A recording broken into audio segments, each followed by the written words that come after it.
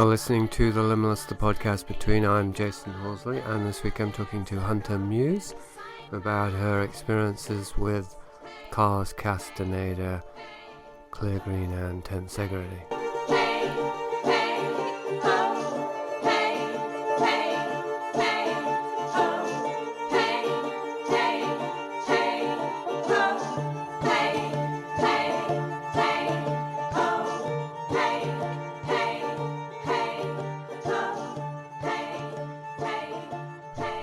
So, as I think I hinted or said in the email, I like to focus on details. I know that can extend indefinitely, so we only got a couple of hours today, but we can always continue later if we both want to, and we haven't got to everything. But just for now, anyway, I'd really like to know more, because even though I've spoken with you with Chris, and I've listened to several of your interviews with Chris, I don't really know the specific kind of mundane details of your involvement with Castaneda's group.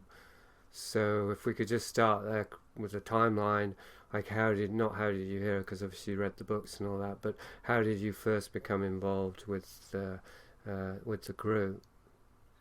Well, I went to my first seminar in Scottsdale, Arizona, and I wouldn't say that it was a recruiting seminar, but in many ways it felt like they were kind of going through the crowd of people and kind of looking for people that had a lot of energy, people who were committed, and I was so interested in the work that I just jumped right into it. Mm-hmm. So basically every mandate that was suggested, I took it as though I was reading a tablet, like it was a gospel. And so they talked a lot about changing diet and behavior and doing these movements. We did movements at the seminars, and I immediately took to it. It was something that I felt very connected with, because it was something physical. In all of my research before, it had been very philosophical and esoteric and reading, but not really doing a lot of movements with an intention. Right. Was that advertised publicly then? It was at a bookstore in Tempe, Arizona, where I found this pamphlet. I had gone in to place an order for another book, and there was a pamphlet on the counter that said Carlos Castaneda's Tensegrity, and it had a photo or kind of looked like a drawing of these orbs or these cocoon-like eggs that were luminous. And so immediately I knew who Carlos was, but I didn't know what tensegrity was. And Right. So in the pamphlet, it basically explained that these were teachings that had been passed down through a lineage of 16 generations of sorcerers' parties, and that they were going to start teaching these teachings out in public. They were going to start having these seminars. And so there was about a 6 to 8 week lag from the time that I saw the pamphlet to when the actual seminar was. And fortuitously, it was over a birthday weekend for me. So my best friend and I took her college money, because she received student loan. We took that money and we purchased entrance to the seminar. I think it was $400 for the weekend. And so we went and assumed that Carlos would be there, but he wasn't at that specific seminar. It was Kylie Lundahl, Naim Murez, René Murez, Florinda Donner, and I believe Taisha Abelar spoke at the seminar. So it was his quote-unquote witches party, which are Taisha Abelar and Florinda Donner. They spoke, and then the Naguals, who were these three women that were purported to be the holders or the teachers of these movements. Do you remember the date roughly? It was in the 90s, the early 90s. I could tell you the exact date, maybe 94, I would say, somewhere around there, 93, 94. This was probably before Magical Passes came out then. It was before Magical Passes. Hence, you'd never heard of tensegrity. Yeah. Yeah. Magical Passes came out when we were in the midst of another seminar at UCLA. There was a week-long seminar. It was an intensive. And that came maybe a year after this first seminar that I went to. But he had been giving talks at the Phoenix bookstore in Santa Monica, California for probably 10 years prior to that. Just little talks with, like reading passages from a book or having these kind of open discussions for years. And I had no idea. Right. I never heard about that. Yeah, I mean, as a teenager, I mean, Jason, once I read these books, I was like, where do I find this person? If he's claiming that there is another attention and another level of awareness that's dreaming and that you can obtain that by doing these specific things, I want to be a part of that because I know that there's more to the world than this known world. I know that the system that I've been fed and the story I've been fed is not real, that this is a sublimation of a reality and we just all agree upon it. So when I went into something that was, again, physical, it was so much easier for me to adopt the quote unquote program because it gave me actual tasks to do. And it wasn't always within a group. The thing that was very dichotomous to me was that he claimed that these were magical passes that had been passed down through all these lineages and that you shouldn't do them in the group.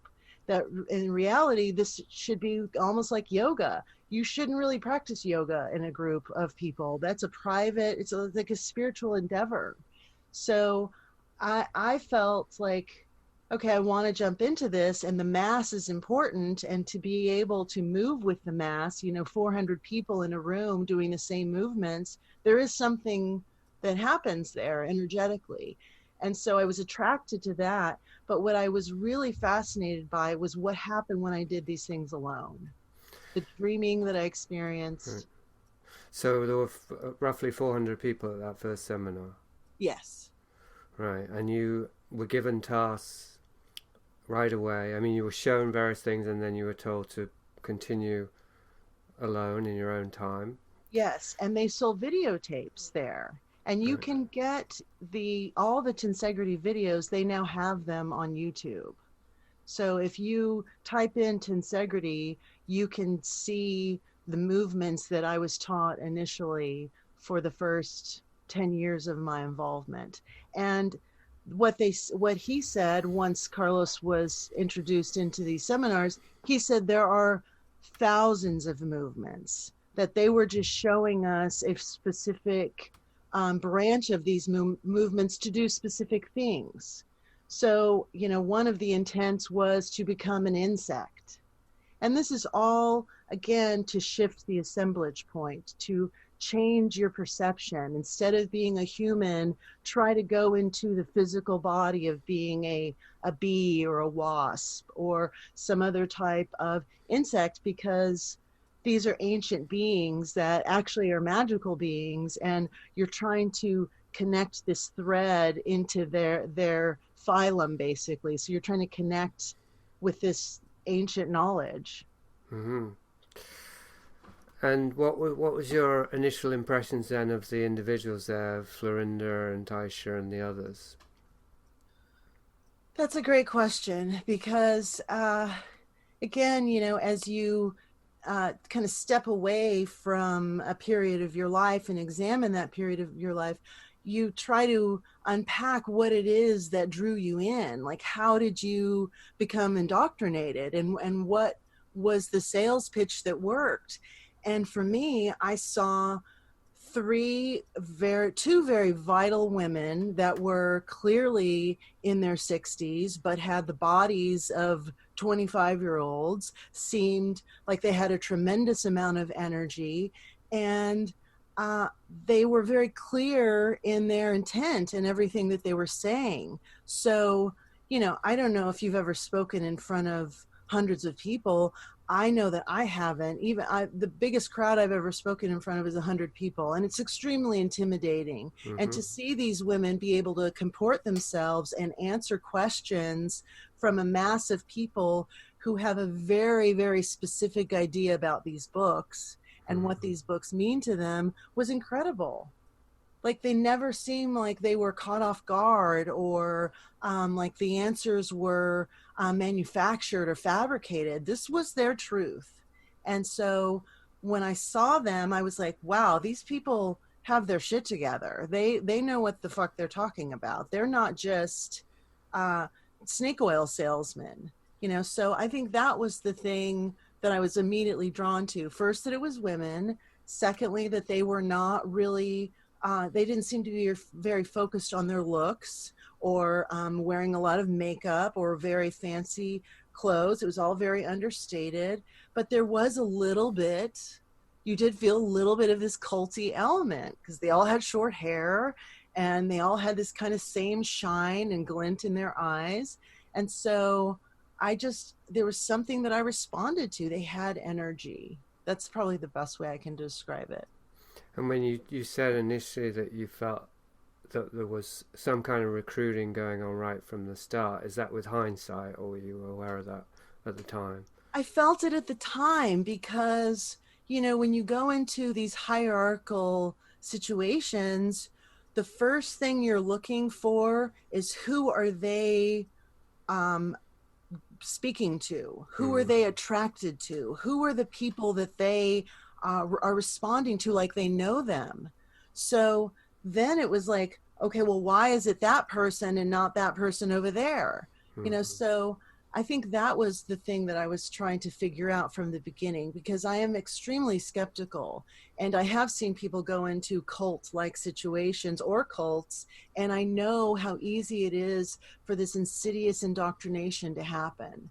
And so that was the part that I felt a little bit trepidatious about. It was like, do they just like people that are beautiful? Do they just like people that are wealthy? Like, I noticed that the people who seemed to have the most chi or the most relationships with them were people that were very attractive and that seemed to have a different type of, I mean, I would hate to say that they had money, but that's what it felt like. It was like, you can tell by someone's demeanor and their dress, Mm-hmm. kind of how they live their life. And if they're wearing, you can be wearing a tracksuit, but it's a $5,000 tracksuit, And so I just noticed that it seemed to be that those were the people that they knew. Now, what I didn't know is that he'd been giving these talks. So a lot of the people that were being responded to were people who had been seeing Castaneda for years at Phoenix Bookstore, and they knew that these seminars were happening. So they were kind of already, quote unquote, in without necessarily being teachers or in his close knit group. And those bookshop seminars, they were under the radar. They weren't advertised, or did you find out later how that proceeded? I think that they were advertised locally, like in Santa Monica. I don't know of him going public with, he wasn't someone that you would ever see on television. He wasn't someone that you would read in People magazine. So there wasn't this set, like I think if you went to like the Bodhi Tree in Los Angeles, which was at the time the very famous um, kind of esoteric bookstore, if you went there, you would know what was going on. Like there is kind of an elite um, group of people that play with this world and live in and out of this world. And some of those people are in Hollywood, some of those people are writers. So I think if you were part of that community, you knew what was going on, but it was never advertised in any other place other than where they were doing a seminar. I don't think it was ever like in a magazine, or I never, this is pre-internet, where Pre-internet, yeah. it wasn't something that you would go and find a website for them. Right. So on that first seminar, were you yourself hoping to get special attention and did you notice if you did receive any special attention from them? I did, and I received it from the teacher, from Kylie. She was immediately drawn to me, and it was almost like this energetic love affair that I felt with all of them, because I finally felt like, okay, I'm around people that I resonate with. I'm someone that I have a lot of physical energy, and that translates into my size and just my demeanor in the way that I comport myself. So I'm very open and I can talk to anyone. And when they would walk around the room to kind of instruct the group or to view the group, they seemed to be attracted to me. She seemed to be attracted to me. She was a very powerful woman.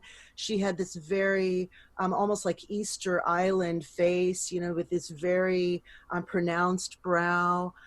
And I just felt like this love for her, this deep and abiding affection for her, because she seemed like someone who had sacrificed a lot to be there. She had completely devoted herself to Carlos and to these teachings, and was really in earnest trying to make sure that people were doing the movements properly. And so I just it was like the whole world disappeared. And when it came time to do the movements, I was absolutely focused on that. At that point, we were still allowed to take notes. So I did take notes kind of hither and thither during that first weekend, but I tried to be more present, because they said, if you're taking notes, you're really losing the moment. You're not here with us. You're writing everything down. It's ironic for Castaneda followers. Yeah, exactly. So he said, so they banned notes eventually, where you were not allowed to write down what was happening, because they said, this is bringing you out of the moment. You have to be completely present in order to be listening to these talks, in order to be here. And that's, to me, that's a form of hypnotism as well, because if you're writing, your attention is bifurcated, and it's a lot harder for someone to hypnotize you than if you're just staring blankly at someone standing on stage and speaking. So this person, Kylie, is her name? Kylie Lundahl was her name. Kylie Lundahl. Did she have any other names? Because they usually have I'm sure she did. They all do. Because it's not familiar to me, so because she's not mentioned. Is she mentioned in? You said you hadn't read Sorcerer's Apprentice, but as far as you know, is she mentioned? Yes, she's mentioned everywhere. She's mentioned in Sorcerer's Apprentice. She's the woman she's one of the women that I believe is in the Magical Passes book, and she's the teacher in all 3 of the tensegrity videos. She's the primary teacher. Okay. And she's one of the women who has disappeared. Okay, she's one of the disappearing women. And not to get sidetracked, but just briefly, what's her story? Like, do you know how she met Castaneda? I know the official story, and then I know the story that Ellis told me when Amy Wallace / Ellis Finnegan, the story she told me. The story that Kylie told and that Florinda told at a seminar was that they had met in Europe, that Florinda had gone to this art gallery, because Kylie was an artist, and by some weird happenstance, Florinda ate a lot of chocolate and got incredibly sick. And Kylie was the person who helped her to get better. And she knew who she was. She knew that she was involved with Carlos Castaneda. And she said, I want to come to Los Angeles. I want to be there with him. If he's there, I want to go there. And Florinda said, and she said this at a seminar, that she told her, if you want to come, then you'll do whatever it takes. Sell your body if you have to. So that was the mandate. Now, from what I was told by Ellis, is that she did sell her body. I don't know the context of that, if she was a exotic dancer or if she was a sex worker. I have no idea. But I know that she basically turned her back on her entire life and made this leap to come to California, and then never looked back. And her family for over 20 years has been trying to find her.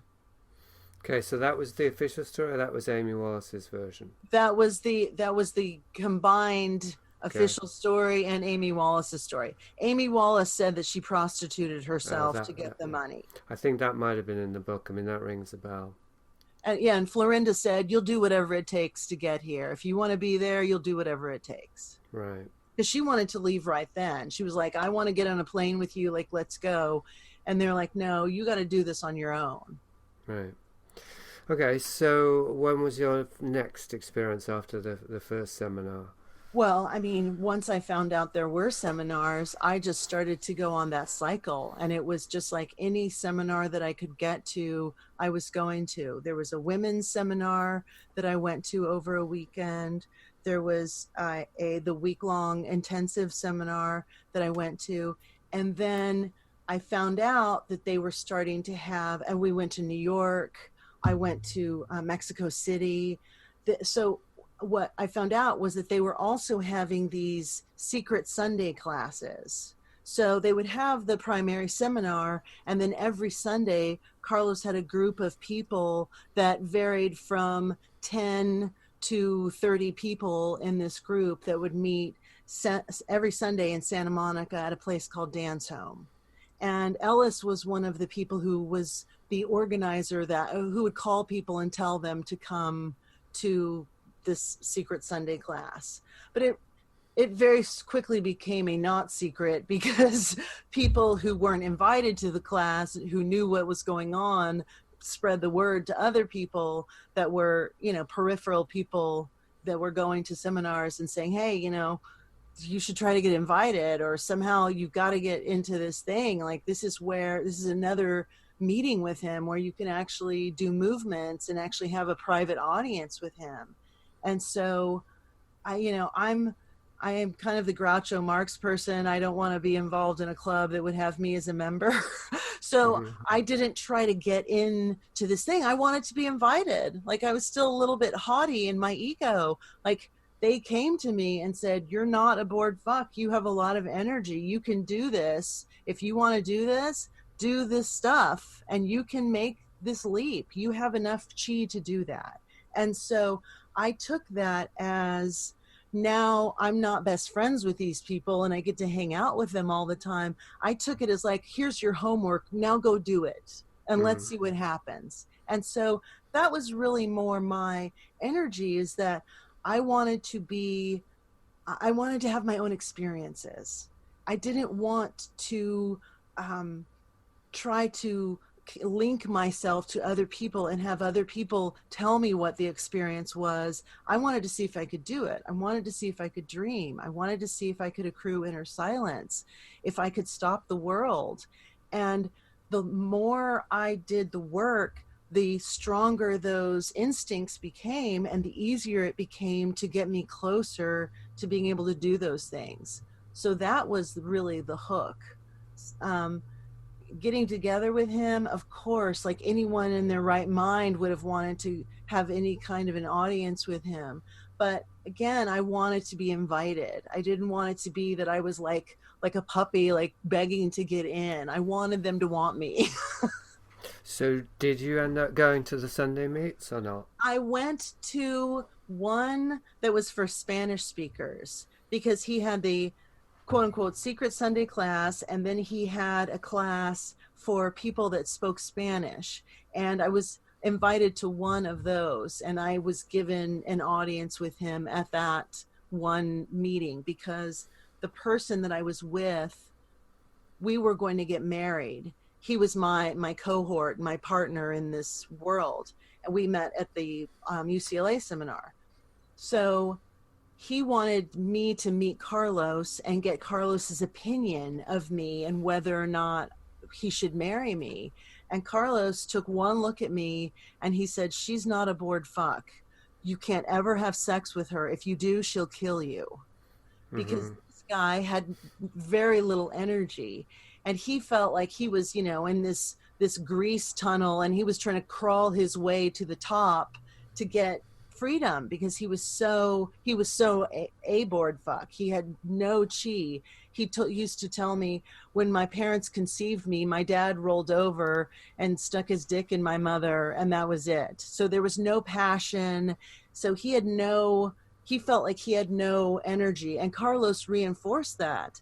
What I think it did for him was that it made him drive even harder and work even harder to get through, to try to break in to not only the group, but break through his own ego and his own, the things that were blocking him and snagging him.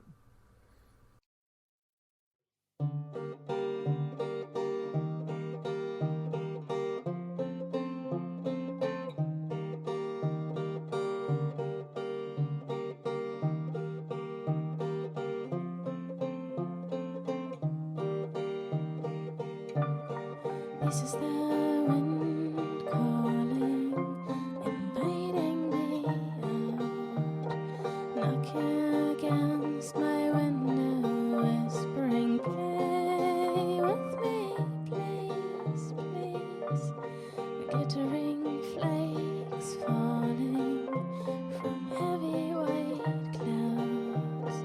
Oh, that was grey turns white again and sets my mind at ease. I don't dare leaving the house tonight, and I don't care what you say, I will stay inside. I don't dare leaving the house tonight, and I don't care what you say, it is safer inside.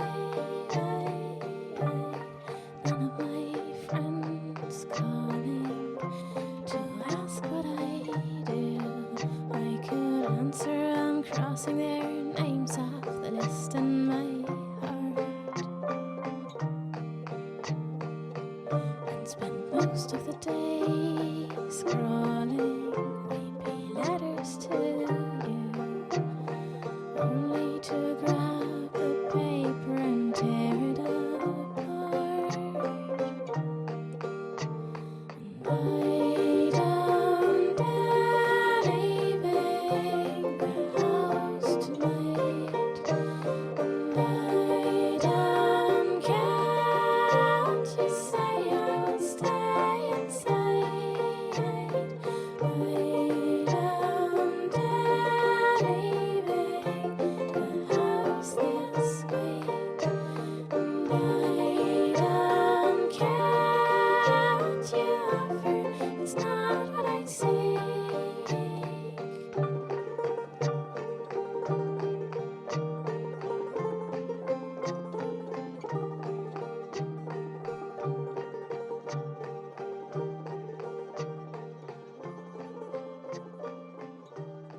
What was your first encounter with Castaneda? When was the first time you saw him speaking? First time I saw him face to face, I want to say, was at the UCLA seminar, the week-long seminar. He was, I would say, somewhere between 5'3" and 5'4", very slight man. He had totally gray, almost whitish gray hair. He had a very round face and a very big smile. He seemed like his vision wasn't necessarily great, but he was extremely thin. He always wore beautiful suits, and this was someone who was so verbose. You could get him started talking and he would go on for hours because he was so passionate about his work and sharing his work. So that was my first introduction, was during that seminar. He gave several talks, and that, I mean, for me, that was the whole reason I was there, was to see him. So he met your expectations then? I think he was a fascinating storyteller. He used to say, I look like a Mexican valet. Like, I don't look like someone who would be a guru or, be the godfather or the grandfather of the New Age movement. He felt like he didn't look the part, because at one point he'd gone on this journey to try to find a real guru. And in those travels, he met all types of people, and, they all had pretty much the same energy or air. They were either very tall or, wearing robes and had this certain mystique about them. And he didn't have that at all. He really looked, I mean, I wouldn't say he looked like a valet, but he just looked like, a regular Hispanic man to me. There was nothing remarkable about him physically.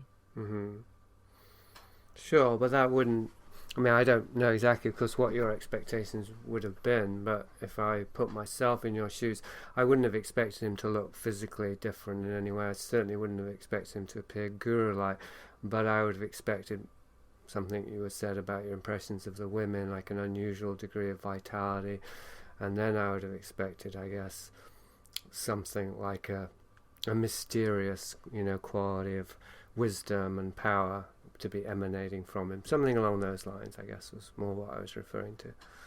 Yeah, I mean, he said, I can see energy. And, the way he described it was like, it was almost like a movie screen. And he could see, I don't know if it was words or images, but when he was talking about that, it felt like something that you would think, oh, this person's glowing, or they have some higher, they're vibrating in a higher frequency. And I never really felt like that. I felt his passion and his intensity, and I felt like he really believed everything that he was saying, but he didn't float into the room. He didn't come in as this orb of light, and I think that when you're talking about these mystical things and these magical things, you kind of want to see some evidence of that. You want to see people that are vibrating at a higher frequency. You want to feel that. I saw him again at an Oakland seminar, and he came up to me and physically touched me. And again, I didn't feel any electricity from him. I felt a connection with him, but it wasn't like I've been touched by Jesus Christ. Like, I didn't feel like I'd been touched by this higher being. He just seemed like a man who was very convinced of what he was saying.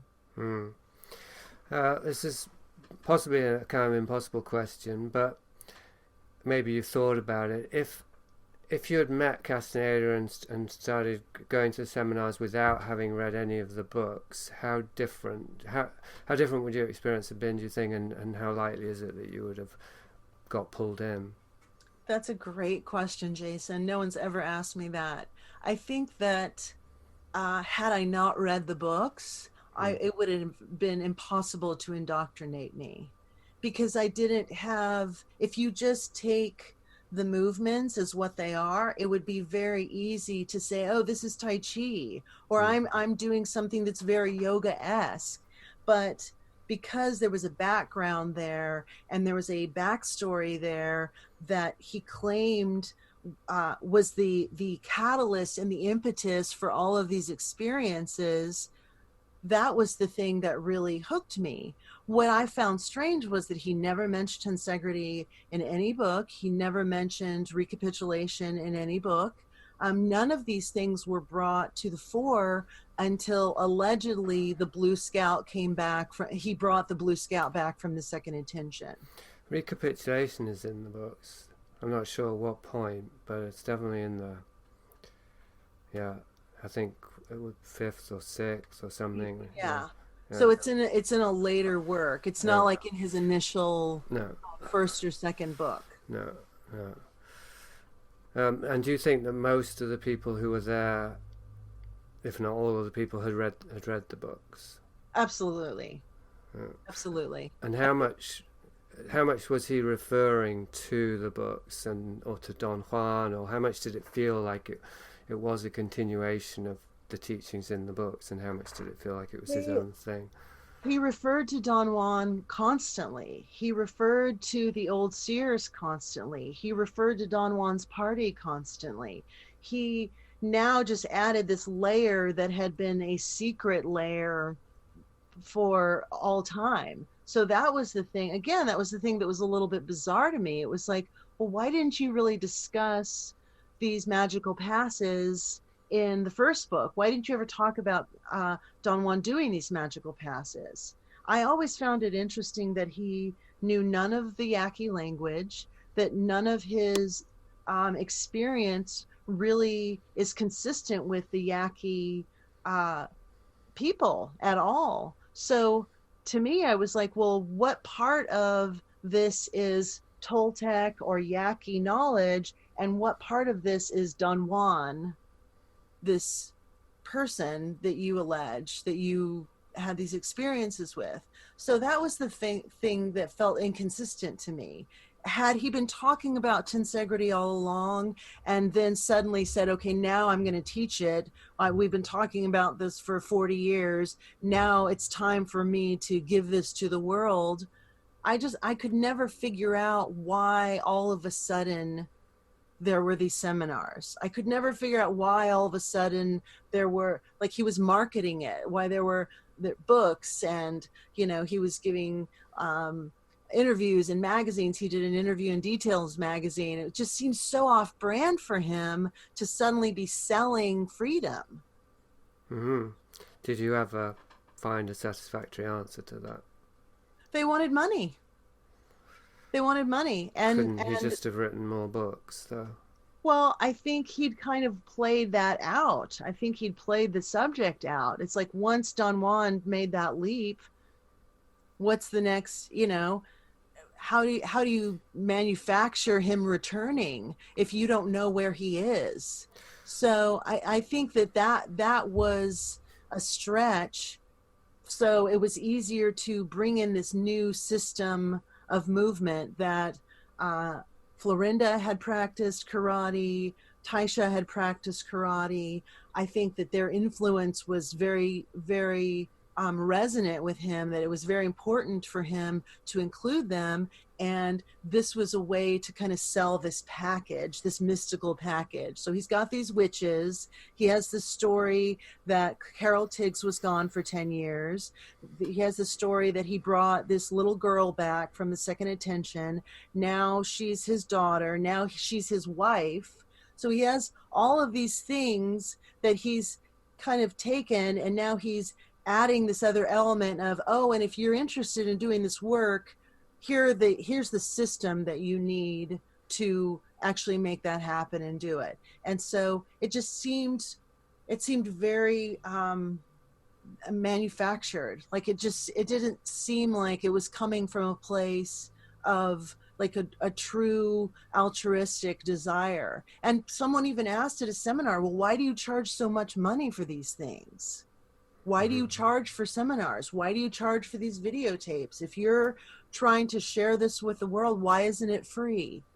And his answer was, I asked the Blue Scout when I told her that I was wanting to do this, and she said, people, you've been giving talks at the Phoenix bookstore for 10 years and not one person has paid you a dime to do that. People don't come, they don't give a shit if it's free. If you put a dollar amount on it, then the people who go there are going to be interested because they've paid their ticket and they want to make sure they get something out of it. Mm-hmm. So, but you were doing the tensegrity movements from the first seminar on. Absolutely. Yeah? So they were central to many or all of the events that you went to.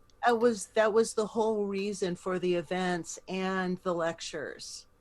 So when did you start to feel the way that you're expressing now, that they somehow didn't feel genuine?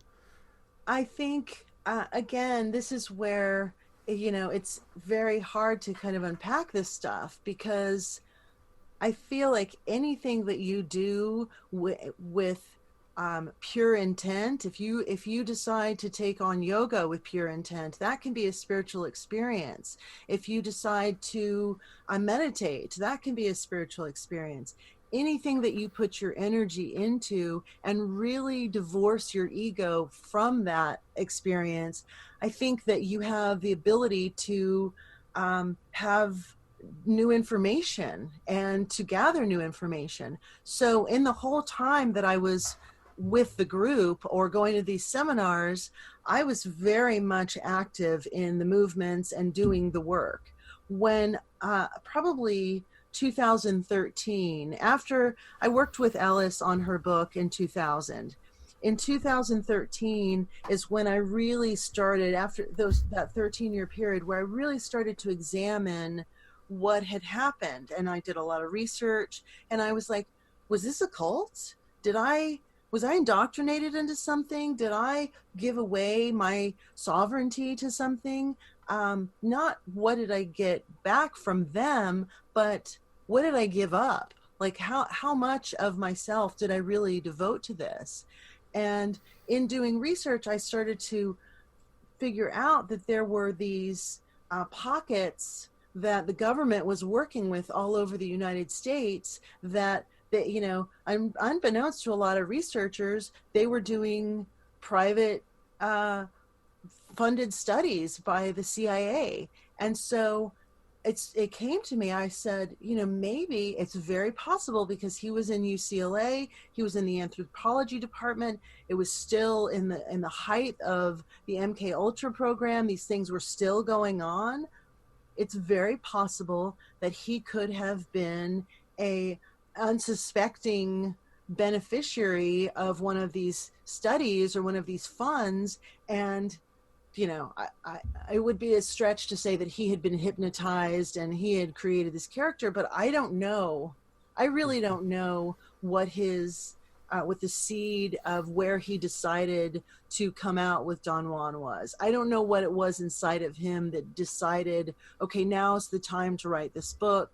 Now's the time to expose myself and really be under the microscope, because when you create this character, you have to have something to back that up. You can't just say, oh, I have this mystical experience, but I have no field notes and I have no way of bringing him into the public to share him with the world. It's just my word against the world's. So I think that was the thing that I started to go, well, there's really no evidence other than what he said, and suddenly what he's brought these 4 other women into the group, and now they're publicly saying to corroborate or confirm that Don Juan ever existed. Mm-hmm. So in the group, how much did you feel that you were part of a group? Because it seems as though they were moving around in terms of seminars. Obviously, Castaneda had his own place in Los Angeles, and I think some of the witches lived with him, but there was never a compound. So in terms of a cult, it's obviously a much less clearly defined thing. But so how much did you end up actually in a circle, so to speak? Well, he actually did live on a compound on Pandora. And Joni Barker, who was one of the first women that he had involved with him, she lived there. She was never at a seminar. She lived in an apartment and lived there for 30 plus years. Nai, Rennie, Kylie, the witches, they all lived on this property. And so they had their world that they were living in. My best friend was hired by Cleargreen to work answering the phones as a receptionist. So I was privy to a lot of what was going on. She then went on to be a teacher for tensegrity. Her husband was one of the teachers in tensegrity. So I was very close to people that were in the group, going to Sunday classes, going to private events with him. She had a lot of involvement. So by osmosis and just by association, I knew what was going on. The person that I was married to, he was also involved in the Sunday classes. He was also involved in he was from Argentina. So he was also going to the Spanish talks as well. So I would say, like, in the layers of the onion, I was probably 3 layers out from the center. Again, I only went to one Sunday class there was the Spanish speaking class. I was never invited to any of the Sunday meetings. Again, that was something that I took as part of my own ego thing. Like, okay, they don't want me, whatever the relationship is, I'm still going to do the work. And maybe this is part of it, is they've taken my best friend, they've separated us, they've taken her, and now she's in and I'm not in, or not as in. Now, she, for years, she said, you were always in the group. You were like somehow I need that. But to me, again, I didn't want to be somewhere that I wasn't asked to be there. I knew people who stormed his house, who filmed him surreptitiously, who did everything they could to weasel their way in there. Merilyn Tunneshende claimed that she was a student of Don Juan's.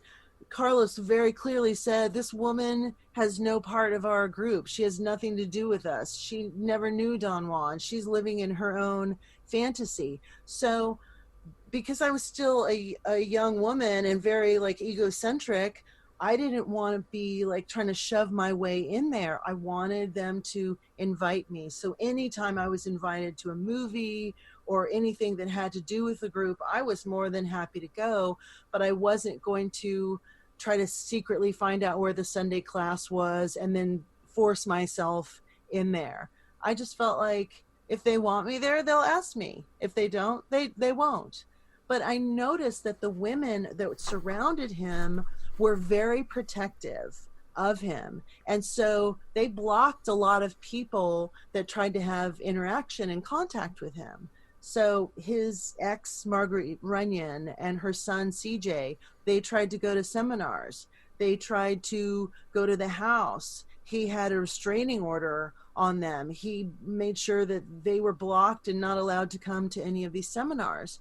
And again, you have to look at that and say, well, why would he do that? Why would he not want his ex-wife there, the person who was with him when he allegedly met Don Juan, who could corroborate his story? Why would he make sure to legally block her and the son from his life? So that's my long answer to your short question. And so you were quite close to Amy Wallace then? Yes. Yes. Was she the one that you were closest to then of all of the witches?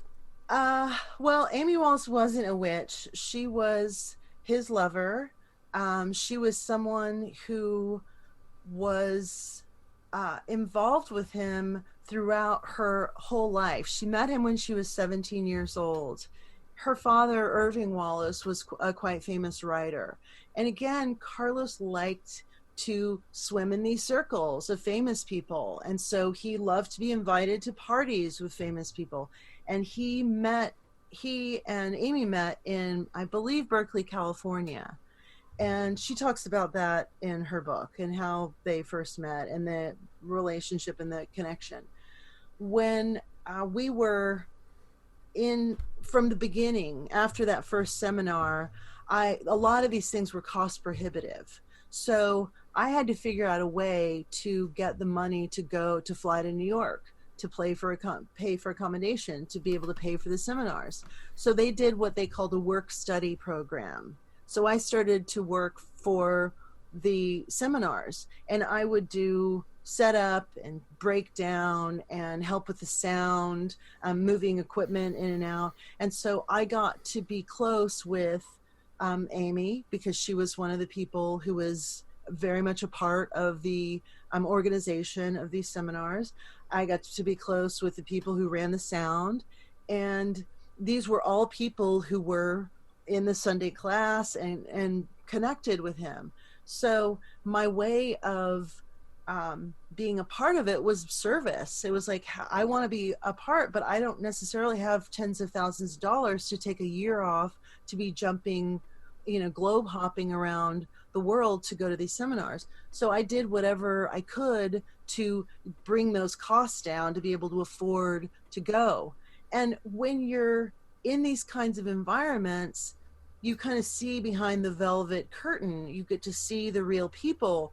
You get to see the notes that they're writing for the talk. So when Carol Tiggs gave a talk at one specific seminar, she left her notes behind, and they had stage directions of how she was going to walk off the stage and where she was going to make these emphases in her dialogue. And it was very manufactured, which I found very interesting. It wasn't like a stream of consciousness discussion. It was like every word had been mapped out.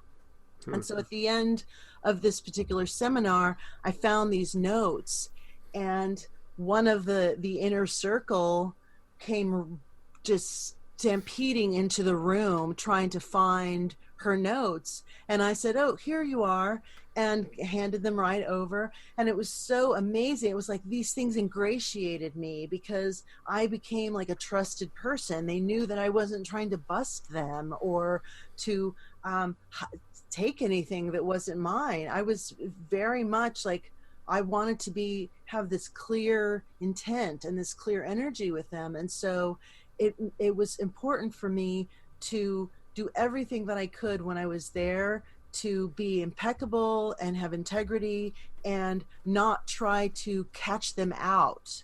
And I felt like there were other people there who were very skeptical, who would bring up his book and say, "Okay, on page 248, you said this, and now you're saying something opposite. Like, what am I supposed to think?"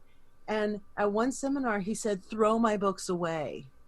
That's old knowledge. That's old stuff. That was what was specific for me at that time. This is a new time. It's a new era. And so what I'm saying now is what I'm reading off of the wall. This is the energy." So that gives you a lot of wiggle room. Mm-hmm.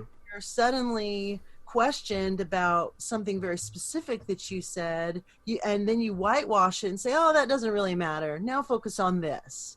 Then, there's a suspension of disbelief there. Like, are you going to believe this person?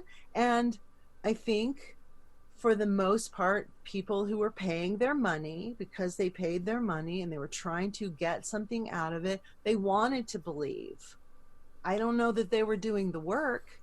I don't know if they were having their own experiences, but they wanted to believe what was being said. And so it was easy for them to go, "Okay, yeah, you're right. I'm not going to read the books anymore." But they were still selling the books, Right. which is kind of ironic. Like, buy them and then throw them away, and then buy them again. Exactly.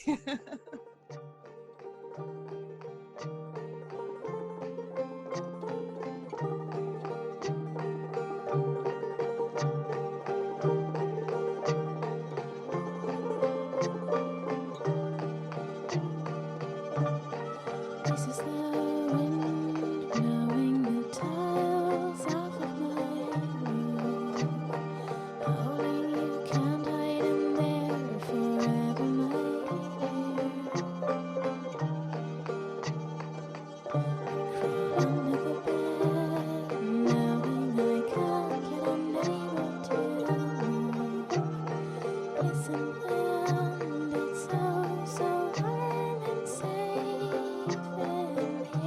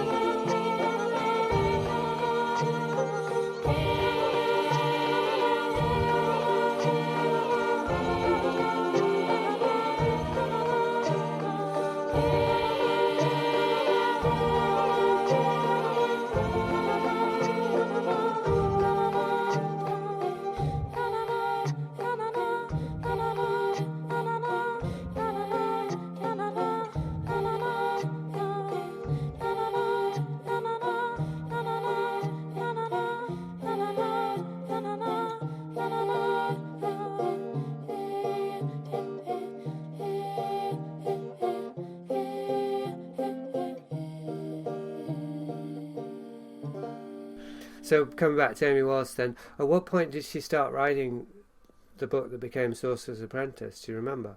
Yeah, she started writing it in 2000. So after he'd died. After he died. Okay. And she, she'd had a very intense childhood. At one point, I'm a writer and I love writers. And I had this idea that I would love to write a book about famous writers and their process. Like, how do they write their books? And because everyone's different. And so one day because my best friend was working for Cleargreen, she was very close with Amy. And Amy said, I need help editing this book. And so my best friend said, well, Hunter and I can do it. We'll we'll tag team it. We can do it together. Like, she'll do one draft, I'll do the next. And we make sure that we've dotted all of our I's and crossed our T's. So Amy agreed. She hired us. And then, it turned into all these other tasks that she needed us to do. But at the time I asked her, I said, well, what was your father's process? Like, how did he write? And she said that he was an amphetamine addict.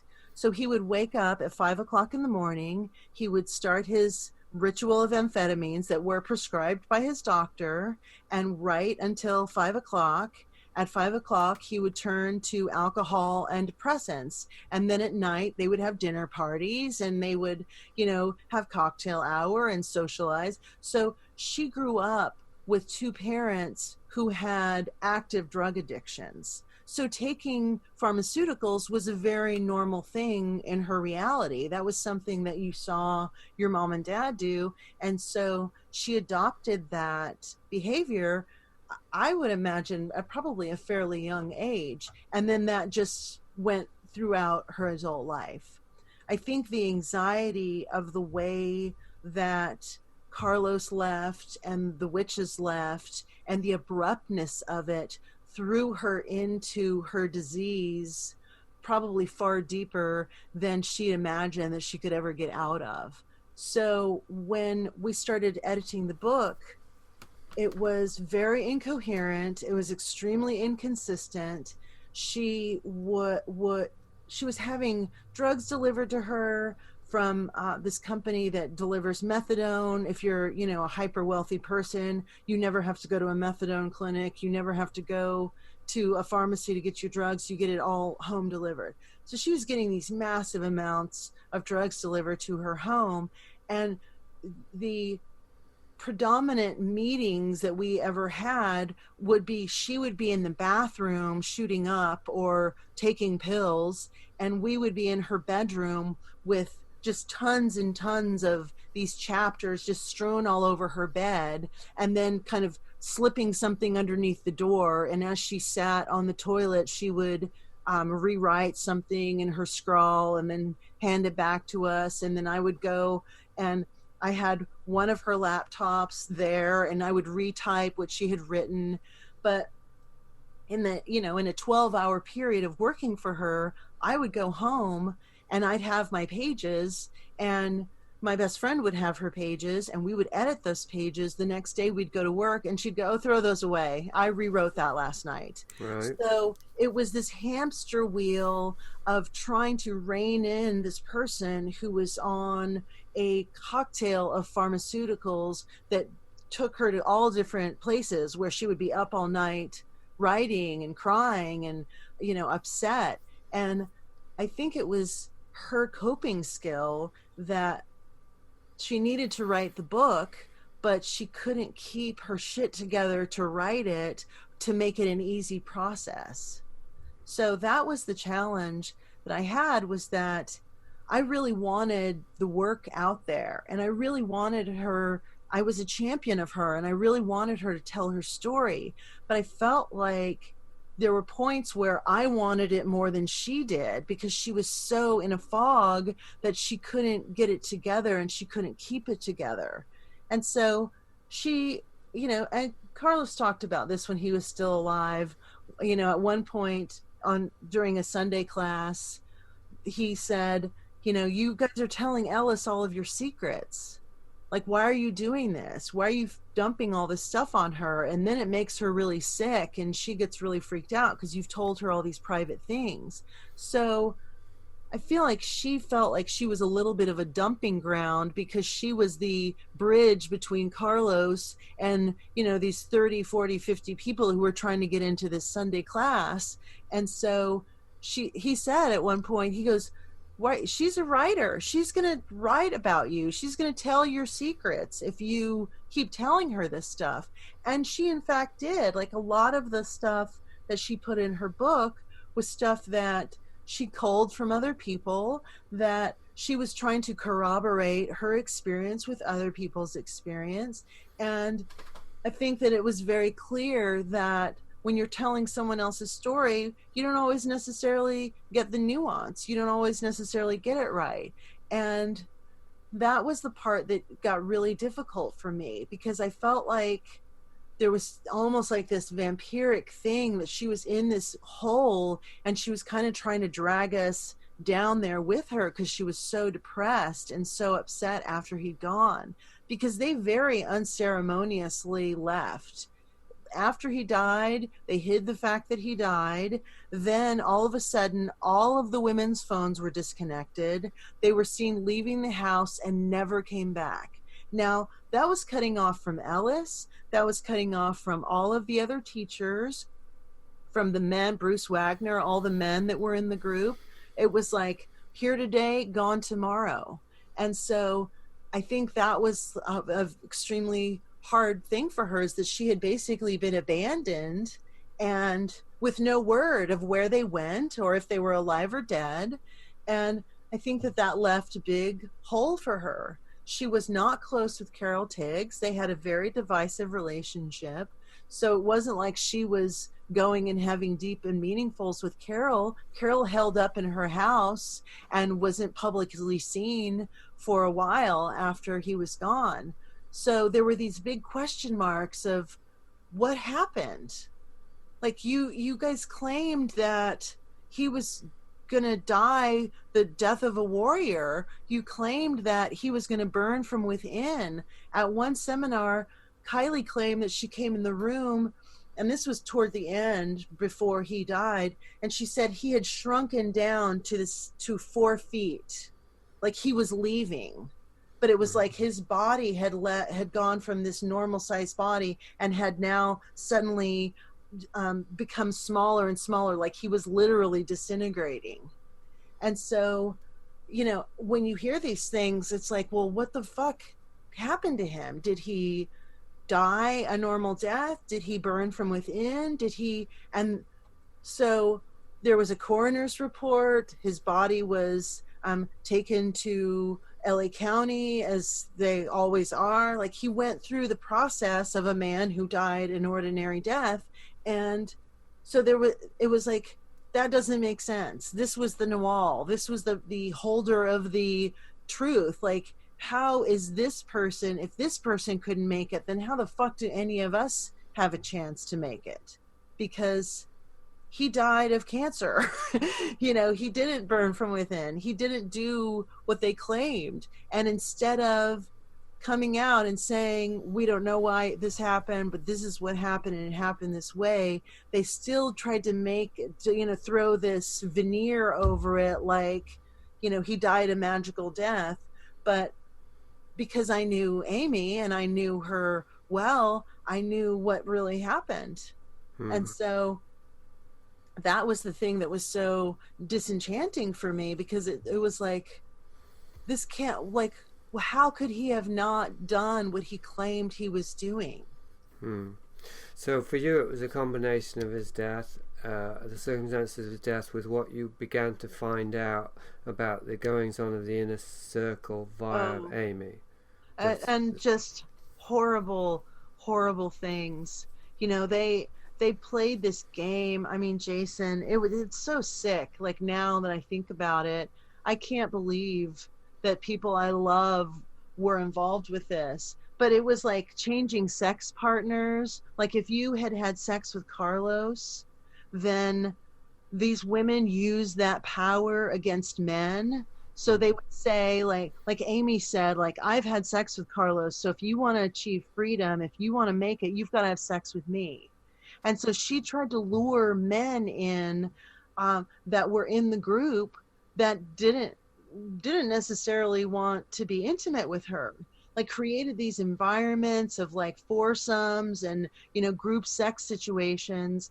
And I know people who physically left because they were like, this is not the road to freedom. And if you're trying to sell me this thing that you have a magic pussy and that I need to fuck you in order to get to freedom, I ain't buying that.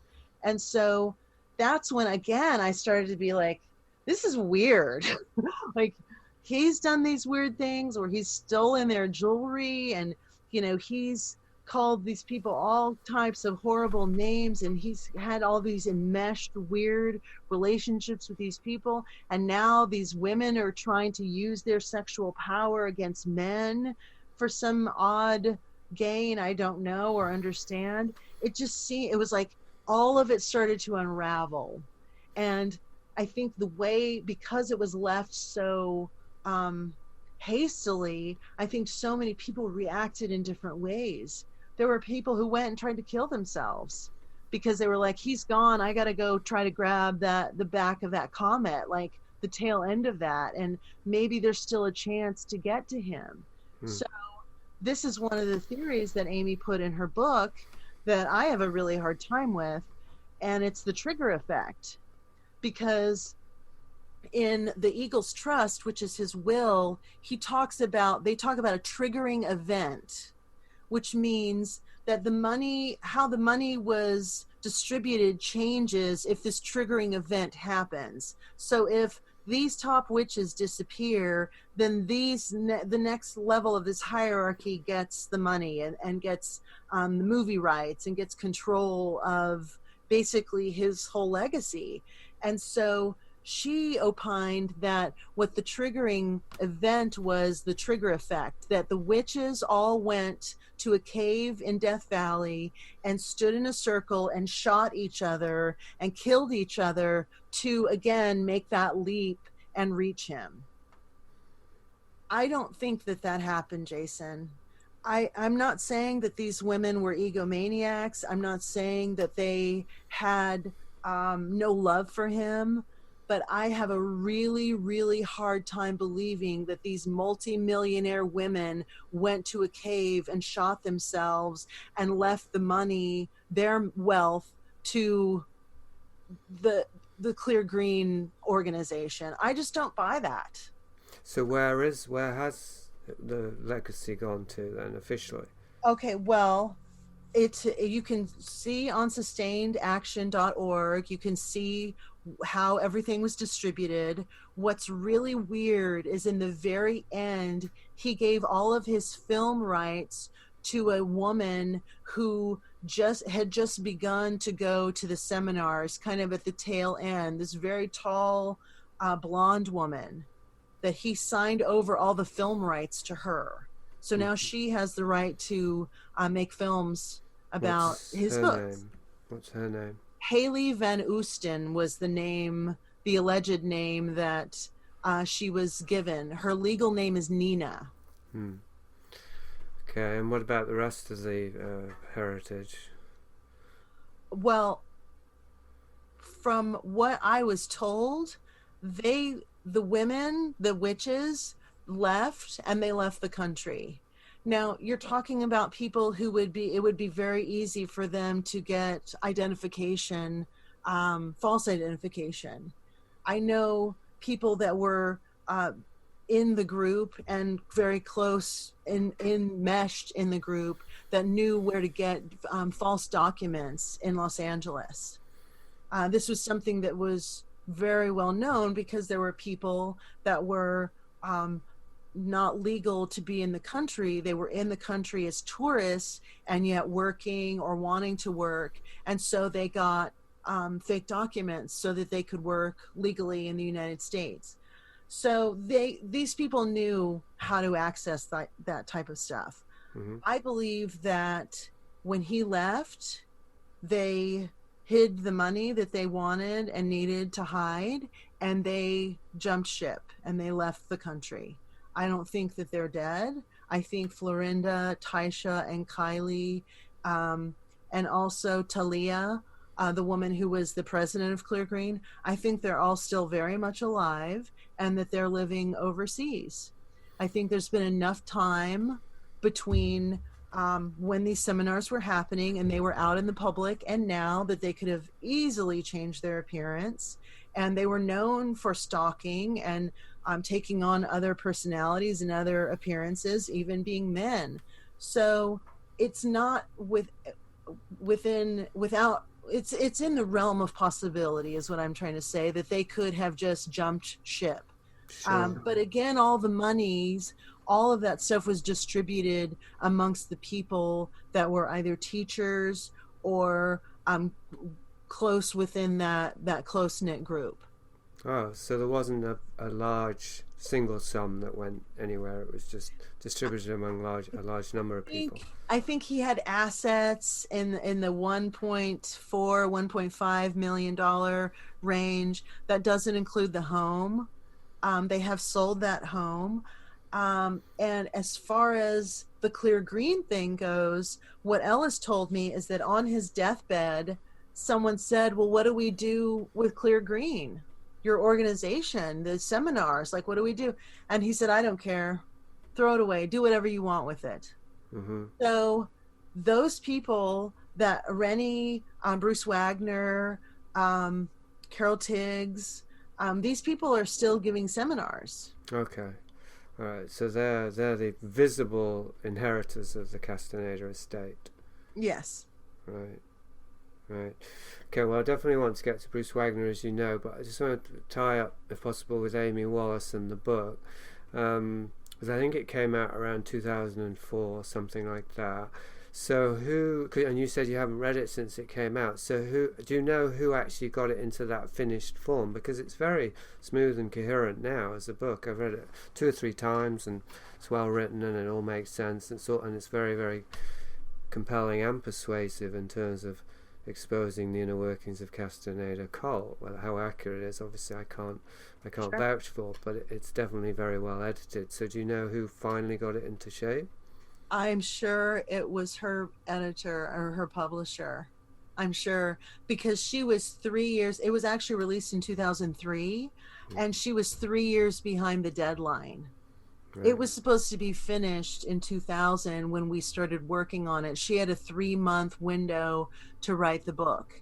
Of course, that deadline got blown out of the water, and I left and went to Australia in December of 2000, and then was traveling back and forth for the next 4 years from Australia to the United States. So I lost touch with the book. I lost touch with Amy.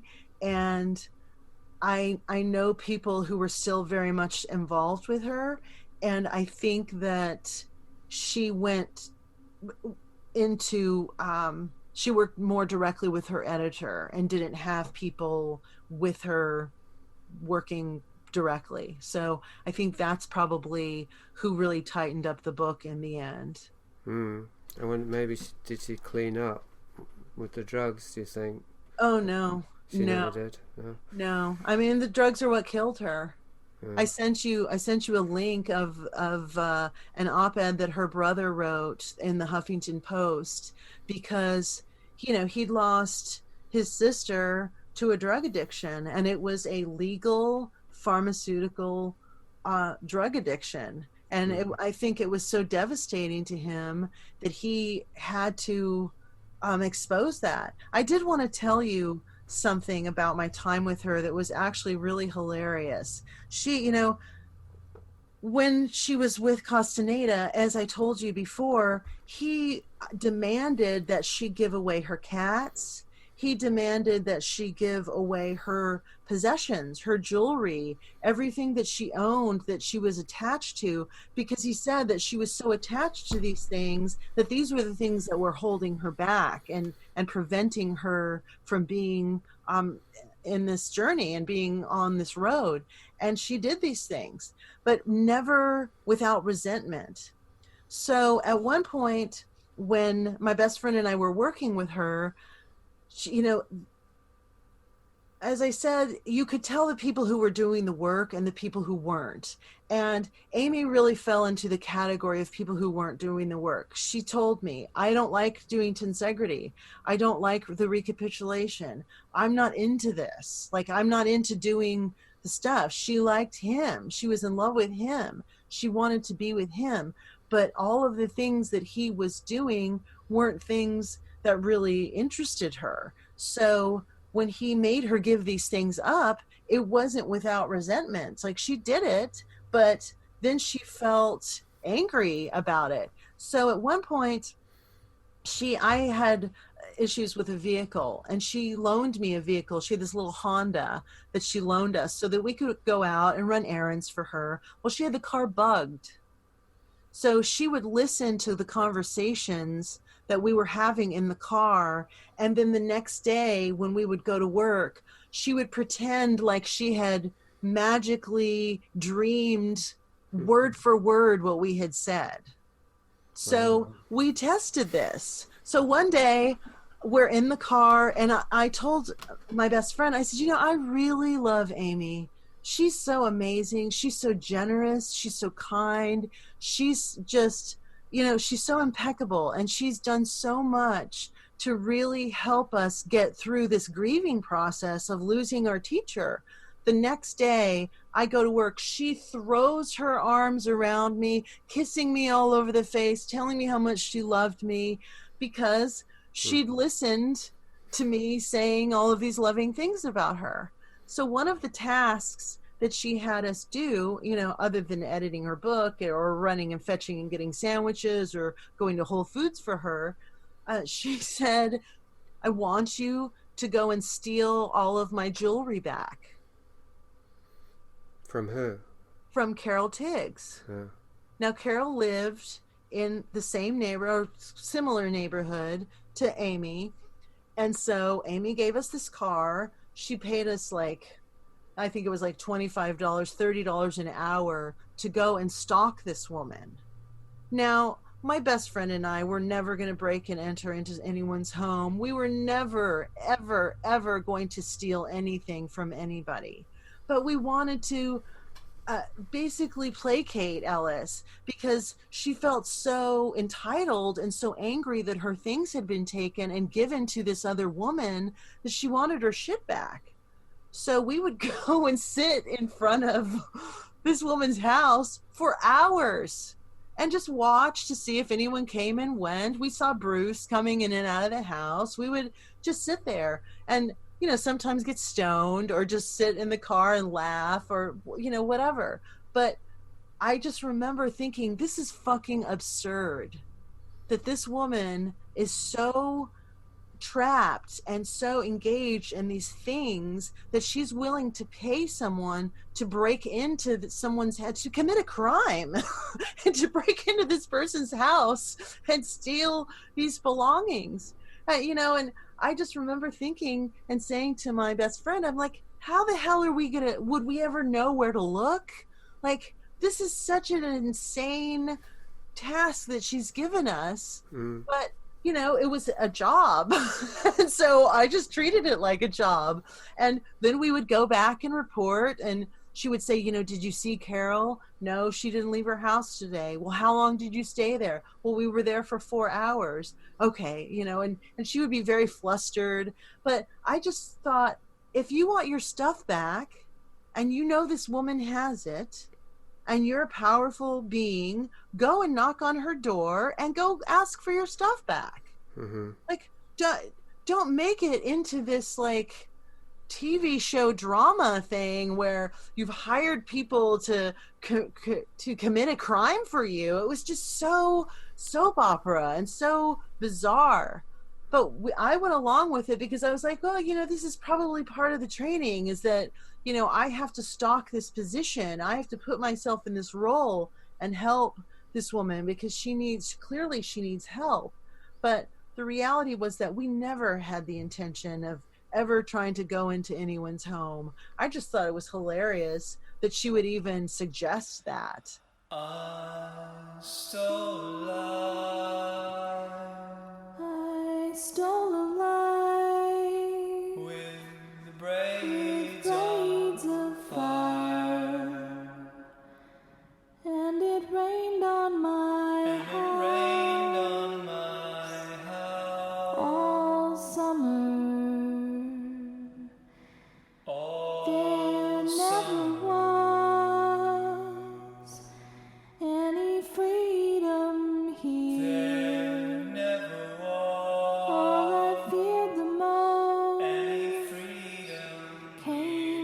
crashing down. That's the end of the first part of my conversation with Hunter. The second part of the conversation will be up simultaneously at horticulture.com/liminalist. And it rained on my house. And it rained on my house. And it rained on my